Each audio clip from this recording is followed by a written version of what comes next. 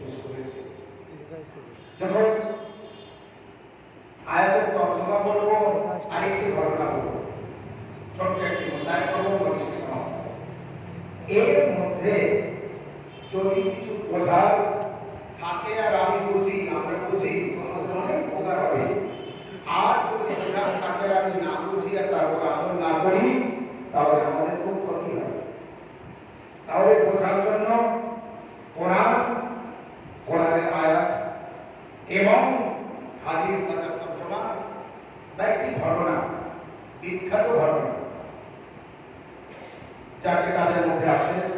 তো কোরআন মাজিদের 114টি সূরা আছে, তার মধ্যে একটি সূরা আছে সূরার নাম সূরা আল হুজরাত। সূরার নাম সূরা আল হুজরাত। তার ভিতর থেকে যে আয়াত কারিমা আমি পেশ করেছি, আমাদের কিভাবে জীবনযাপন করতে হবে, ভাই ভাই কিভাবে জীবনযাপন করতে হবে, ভাই বোনে কিভাবে জীবনযাপন করতে হবে, পাড়া প্রতিবেশী কিভাবে জীবনযাপন করতে হবে, চাচা ভাই কিভাবে জীবনযাপন করতে হবে, আপনজনদের ভিতরে কিভাবে জীবনযাপন করতে হবে, গ্রামবাসী এলাকার মানুষ বা বিভিন্ন মানুষের সাথে কিভাবে জীবনযাপন করতে হবে, সমস্যা হলে কি করতে হবে, ঝগড়া হলে, ঝামেলা হলে, ঝঞ্ঝাট হলে, বিপদ হলে, মুসিবত হলে কি করতে হবে।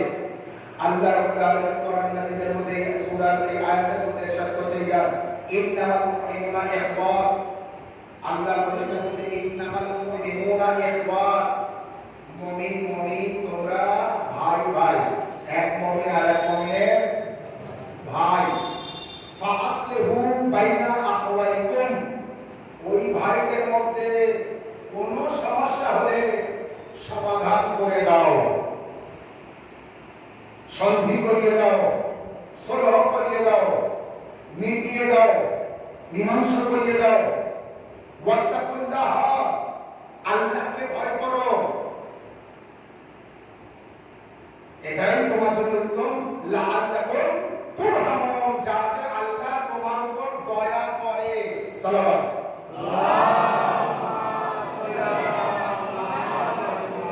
ইন্নামাল মুমিনুনা ইখওয়া ফাসলিহু বাইনা আখওয়াইকুম ওয়াত্তাকুল্লাহ লাআল্লাকুম তুরহামুন।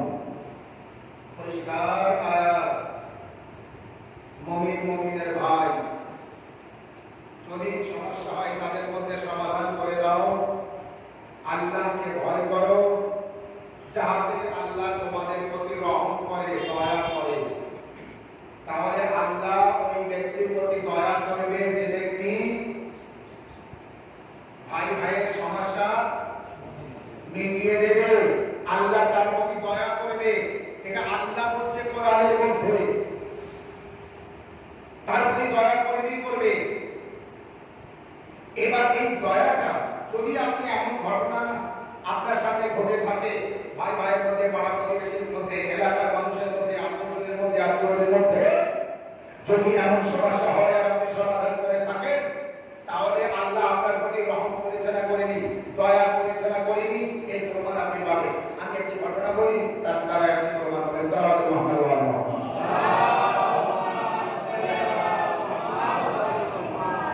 বনি ইসরাইল কওমের ভিতরে ঘটনা যে এক ব্যক্তির বাড়িতে বড় অভাব, খুব কষ্ট, রান্না করবে কি নেই, খাবে কি সেটাও নেই। আর আল্লাহ ফজল করম মাওলার অশেষ কৃপা, কে আমাদের বাড়িতে এমন অবস্থা নেই যে কাল কি খাবো আজকে জানি না, আজ কি খাবো সেটা এখনো পর্যন্ত আমাদের রেডি নেই, এমন আছে? প্রতিটা বাড়িতে খাবার জোগাড় আছে, তাহলে ওই রকম অভাব নেই যা বনি ইসরাইল কওমের এই ব্যক্তির বাড়িতে অভাব ছিল। খাবার কিছু নেই, স্বামী স্ত্রী বসে বসে দড়ি তৈরি করেছে, দড়ি তৈরি করে স্বামীকে বলছে বাজারে দিয়ে বিক্রি করে দেখো কিছু হয় কি, যদি হয় একটু খাবারের জোগাড় করো।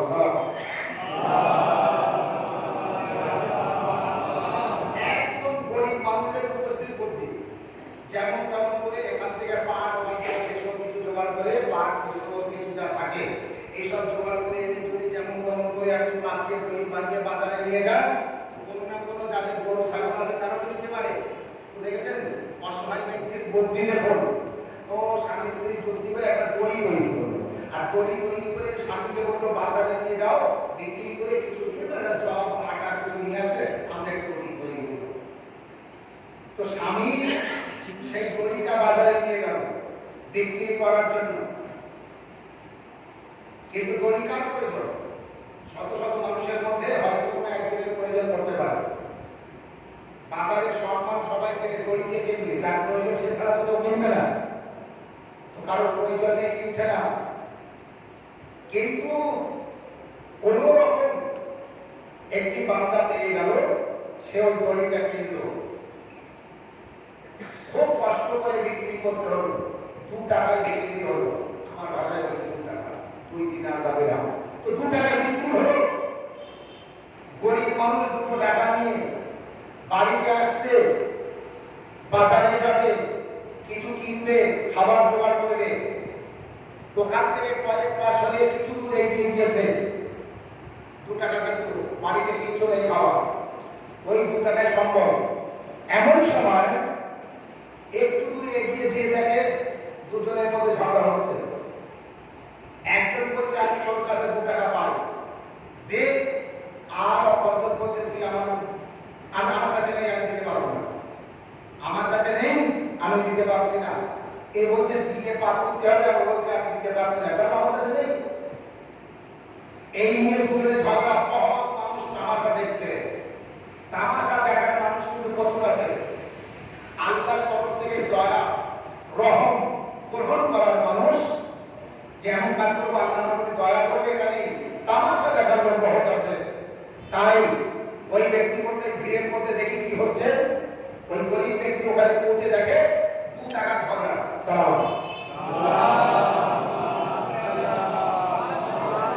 ঝগড়া হচ্ছে ক টাকার? 2 টাকার ঝগড়া, 2 টাকা। এই ঘটনাটি আপনি এইভাবে বলা করতে পারেন, 2 টাকার ঝগড়া। যখন এই লোকটা দেখলো যে একটা ব্যক্তি বলছে আমি তোর কাছে 2 টাকা পাইতে, আর এক ব্যক্তি যাকে বলছে সে বলছে আমার কাছে নেই, আমি দিতে পারবো না, ঝগড়া হয়েই যাচ্ছে। এমন সময় এই ব্যক্তি ওখানে গিয়ে বললো আচ্ছা ঠিক আছে, ওই ব্যক্তির তরফ থেকে 2 টাকা আমি দিয়ে দিচ্ছি বলে সেই নিজের 2 টাকা ওকে দিয়ে দিল। ও আনন্দ করতে করতে চলে গেল। এই বেচারাকে বলে দিল যাও, তোমার দিতে হবে না, যাও তুমি বাড়িতে যাও। একেবারে পলকের মধ্যে ঝগড়া বেড়ে গেল, নাকি আর ঝগড়া থেমে গেল।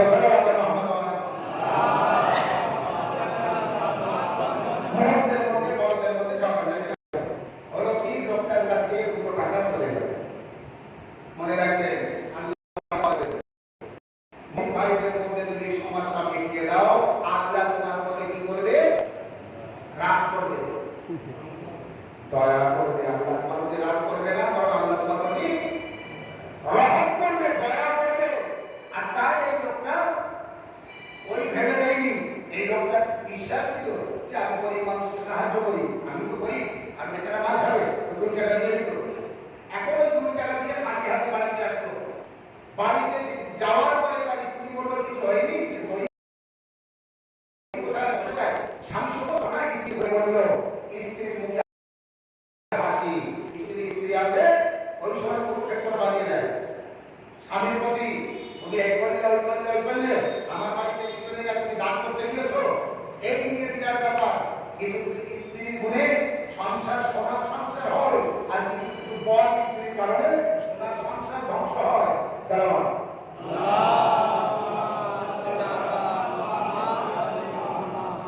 এই কারণে স্ত্রী তার স্বামীকে বলছে কি করেছো? স্বামী সমস্ত ঘটনা খুলে বললো। ঠিক আছে, আমি সংক্ষিপ্ত করে আসি, সমস্ত ঘটনা খুলে বললো।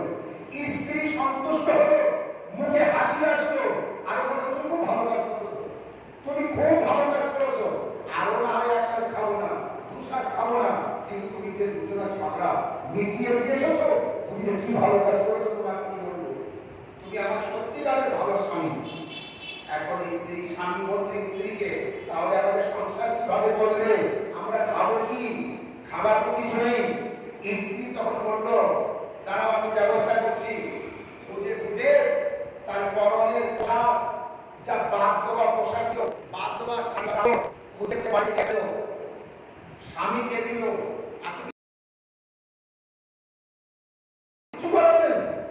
ওই কাপড়টা স্বামীকে দিয়েছে, ছাড়া কাপড়, পুরানো কাপড়, বলে এইটা নিয়ে বাজারে বিক্রি করো। যাবেন আপনার স্ত্রীর দিকে, আপনি যাবেন? পুরানো ছেঁড়া শাড়ি বিক্রি করতে বাজারে যাবেন? বলবেন মাথা খারাপ তো, আমার মুখ দেখাতে পারবো? আমার এই বিভিন্ন ব্যাপার। কার সামনে মুখ দেখাতে পারবো কি না পারবো এটা ব্যাপার না, আল্লাহর সামনে মুখ দেখাতে পারবো। আল্লাহ বলে নারাজ হবে না রাজি থাকবে এটা আপনি দেখবেন, ইমাম রাজি হবে না নারাজ হবে এটা আপনি দেখবেন। মানুষ আপনার হিসাব দেবে না নেবে না কবরে, হাসরে মানুষ হিসাব দেবে না নেবে না হাসরে। আল্লাহ দেখবে, নবী দেখবে, ইমাম দেখবে। তো স্ত্রী যখন পুরানো পোশাক স্বামীকে দিচ্ছে বাজারে বিক্রি করে কিছু কিনে নিয়ে এসো, স্বামী বাজারে নিয়ে এসে ছেঁড়া কাপড় নিয়ে বসিয়ে আছে, কেউ জানে কে নেবে? কার প্রয়োজন ওই পুরানো পোশাক নেবে? শেষে দেখলো বাজার শেষ, একটা মাছ হলো, তার লাস্টে পুরানো পচা মাছ পড়ে আছে, একেবারে বাদ দেওয়া কেউ আর নিচ্ছে না। মাছ হলো একদিকে দাঁড়িয়ে আছে, বসে আছে মাছ নিয়ে, আর এই লোকটা ছেঁড়া জামা কাপড় নিয়ে বসে আছে। এর এই জামা কাপড় কেউ নেয় না, সেই মাছ হলার একবারে বাসি পুরানো মাছ, বাজার শেষ হয়ে গেছে ওই সময়, ওই মাছটাও আর কেউ নেয় না। এই কাপড়ওয়ালা সেই মাছওয়ালার কাছে গেল, ভাই তোমার মাছ তো কেউ নিচ্ছে না, আমার এই কাপড়ও কেউ নিচ্ছে না, একটা কাজ করবে, তোমার বাড়িতে মাথা ঘষার জন্য অনেক সময় ছেঁড়া কাপড় লাগে, হ্যাঁ তো আমার এই কাপড়টা নিয়ে যাও না, তুমি তোমার বাড়িতে মোছার কাজ করো, এটা ওটা খুঁজবে পরিষ্কার করে, আর তোমাদের যে মাছ বিক্রি হচ্ছে না তোমার ওই মাছটা দিলে আমরা বাড়িতে নিয়ে ওটাই পরিষ্কার করে খাটিয়ে তোমার করে একটু ঠান্ডা ঠান্ডা করতাম। সালাম মাছওয়ালা দেখতো আমার মাছ তো বিক্রি হচ্ছে না, ফেলে দিতে হবে বাড়িতে নিয়ে যাও, দিয়ে যাও, আর আমার তো ছেঁড়া কাপড় হলে কিছু মাথা পরিষ্কার করার, ঠিক আছে দিয়ে দাও, ওইটা নিয়ে প্যাকেটের ভিতরে দিয়ে চলে গেল, মাছটা বেচারাকে দিয়ে দিল, বেচারা মাছ নিয়ে বাড়িতে স্ত্রীকে দিল, স্ত্রী হাসি খুশিতে মাছটা নিয়ে হোটেলে বসে কাটতে শুরু করলো। মাছ কাটলো তো তার ভিতর থেকে মূল্যবান মতি বার হলো। সাল্লাল্লাহু আলাইহি এত মূল্যবান মতি বার হয়েছে, হিরে বার হয়েছে, মুক্ত বার হয়েছে, পাথর কি করবো? স্বামীকে দিল, স্বামী নিয়ে বিক্রি করলো, বাজারের প্যাকেট কয়েক প্যাকেট টাকা, সে টাকা রাখার জায়গা নেই, এত টাকা ওই সময় নিয়ে বাড়িতে আসলো, সোনা টাকা হিরে মণিমুক্ত কি করবে এত, বাস রেখে দিল, বড় হয়ে গেল, কিন্তু না সেই সংসারে সেইভাবেই আছে, খাবারের জোগাড় করলো। যখন ওটা বিক্রি করে সোনা দানা যা পেয়েছে বাড়িতে কয়েক প্যাকেট সোনা হয়ে গেছে, বাড়িতে রেখে দিয়েছে, কি করবো একটা একটু করে বিক্রি করবো আর খাবো। এর ভিতরে একটা ফকির আসলো, বাবাজি ওদের বাড়িতে, বাবাজি আমাকে কিছু দেবে, আমি বড় ক্ষুধার্ত। স্বামী স্ত্রী দুইজন বার হলো যে আমাদের বাড়িতে খাবার এই মুহূর্তে কিছু নেই, তবে কিছু আমরা অর্থ নিচ্ছি, এইগুলি নিয়ে তুমি বাজারে বিক্রি করলে তোমার অনেক কিছু হয়ে যাবে বলে সেই সোনা দানার যে প্যাকেট যত ছিল সব নিয়ে তার কাছে হাজির করলো, বাবাজি এর থেকে যতটা পারো নিয়ে যাও। সাল্লাল্লাহু আলাইহি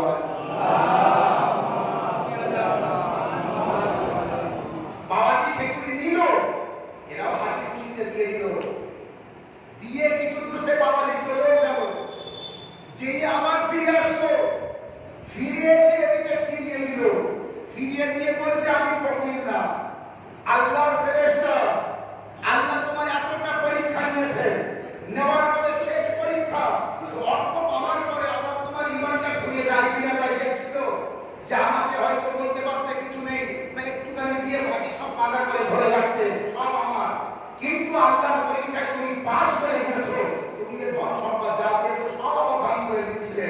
আমি ফকির না, আমি ফেরেশতা, আমি দেখতে এসেছিলাম, আল্লাহ পাঠিয়েছিল আমাকে যে সত্যিকারের তুমি দান দিতে কিনা, সত্যিকারের তুমি তাকওয়া ভীরু কিনা, আল্লাহকে ভয় করো কিনা, আপনি আল্লাহকে ভয় করো, এই নাও এই সম্পদ সব তোমার। সেই সম্পদ সব তাকে দিয়ে সে ফেরেশতা ফিরে গেল। সাল্লাল্লাহু আল্লাহ কি বলেছে কোরআন মাজিদে সূরা আল-হুজরাতের মধ্যে, ইন্নামাল মুমিনুনা ইখওয়াতুন ফাসলিহু বাইনা আখওয়াইকুম ওয়াত্তাকুল্লাহা লাআল্লাকুম তুরহামুন। ভাই ভাইয়ের মধ্যে যদি সমস্যা হয় সমাধান করে দাও, আল্লাহ ভীরু হও, যাহাতে আল্লাহ তোমাদের প্রতি দয়া করে, রহম করে,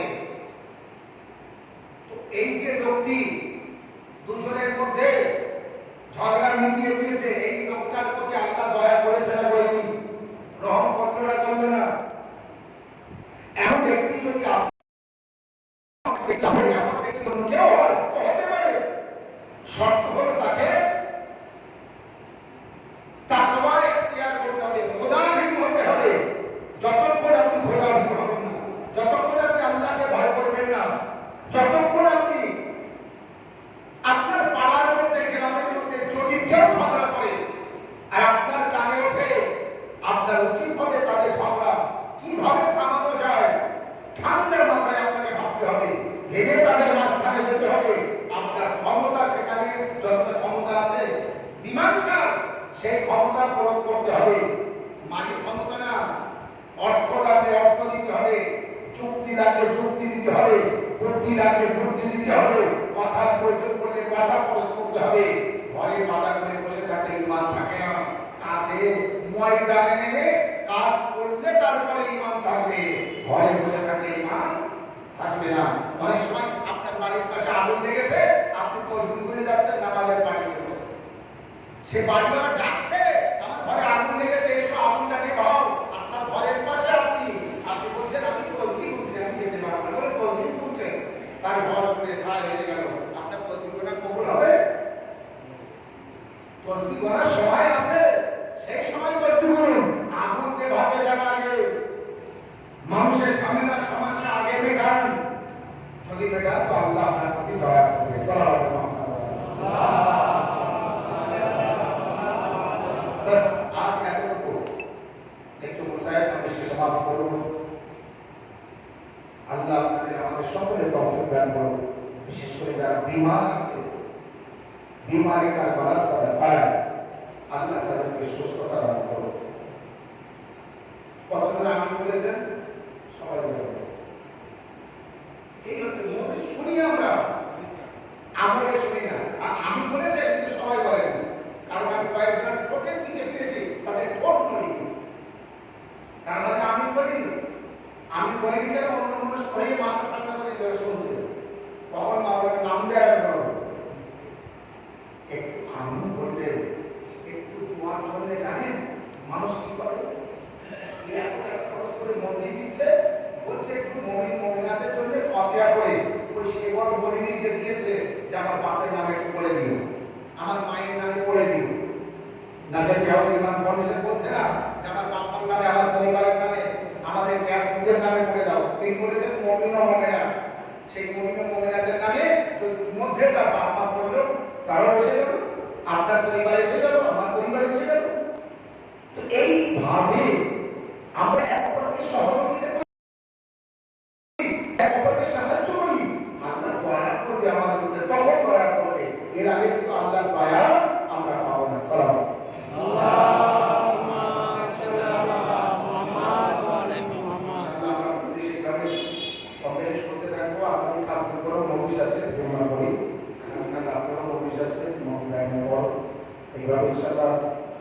আল্লাহ কবুল করবে আমাদের সামনে আমলকে।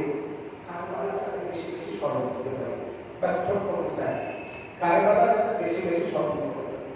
একটু না একটু যদি মনটা নরম হয়, আর মন নরম হওয়ার পর যদি একটু না একটু আপনার চোখে অশ্রু আসে, তোমার জায়গা বাঁচিয়ে দিয়ে যাবে।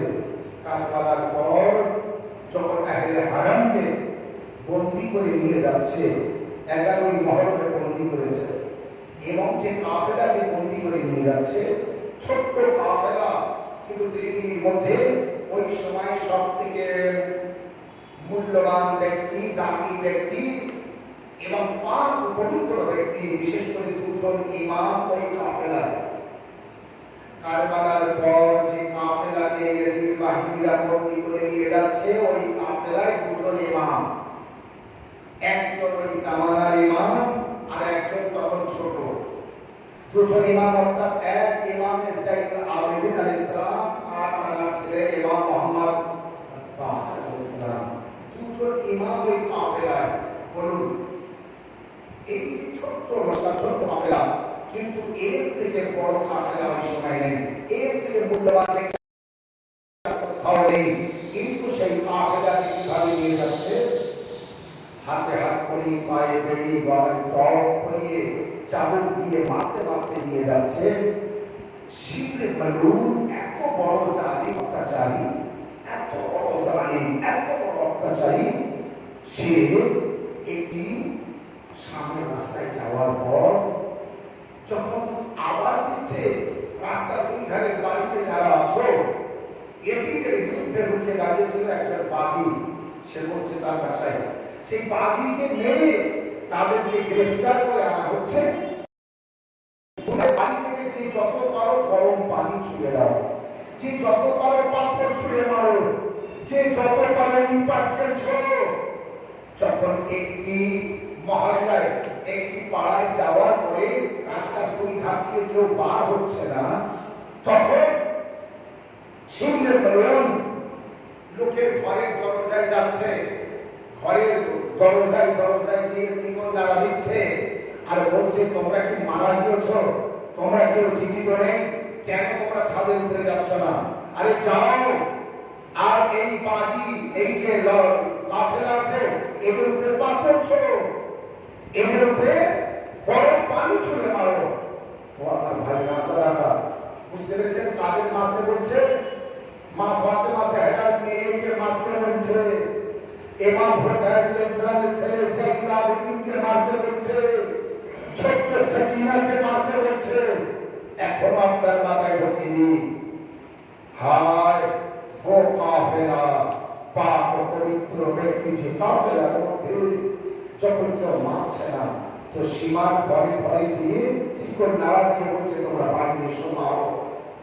যখন ওখানকার মানুষেরা মারার জন্য উপরে গরম পানি ছুঁড়ে দেওয়ার জন্য তারা ছাদের উপরে যাচ্ছে, তাদের ভিতর থেকে একজন বয়স্ক ব্যক্তি, অনেক বয়স হয়ে গেছে, সেই ব্যক্তি বার হলো। বার হওয়ার পর বলছে আমার খানদানের মানুষেরা, আমার পরিবারের লোকেরা, এখন যেন তোমরা কেউ কাউকে পাথর ছুঁড়ে দেবে না। আমি আগে যাই, দেখে আসি এরা কারা, যাদেরকে বন্দি করে নিয়ে যাচ্ছে। একবার এগিয়ে যায় সেই বয়স্ক ব্যক্তি। যাওয়ার পরে বর্ষার উপরে যে মাথাগুলি ছিল সেই মাথাগুলিকে দেখছে। দেখতে দেখতে সব থেকে বড় বর্ষা আগায় যে মাথা, একবার তার দিকে দেখলো এই বয়স্ক মানুষ। দেখার পরে বলছে আমি অবশ্যই নজরান থেকে, আমি মুসলমান না ঠিকই, কিন্তু আমার দেখে মনে হচ্ছে এরা মুসলমান। আর এই যে মাথা দেখে মনে হচ্ছে চেহারাটা, দাড়ি রক্তে লাল আছে, মাথার চুল রক্তে লাল হয়ে আছে, নুরানি চেহারা। আমার তো চেনা চেনা লাগছে কিন্তু চিনতে পারছি না। একবার আওয়াজ দেয়, মাথা আমার চেনা চেনা লাগছে কিন্তু কেন চিনতে পারছি না। মাথা থেকে আওয়াজ আসে, আয় রাহিম, আয় রাহিম, এখন আমাকে চিনতে পারবে না। আরে আমি যেদিন আমার নানা রাসূলুল্লাহ বলেছিলাম মোবাইলার ময়দানে চিনতে পেরেছিলে। রাহিম তখন চিন্তায় করে কাঁদতে কাঁদতে ঘরে গেল, আমার কান্নারের লোকেরা, খবরদার যেন পাগল মানুষটা গজব হয়ে গেল। রাসূলুল্লাহর নাতি এভাবে আরে যখন ছোট ছিল নানা রাসূলুল্লাহ বলে আমি দেখেছিলাম নুরানি চেহারা।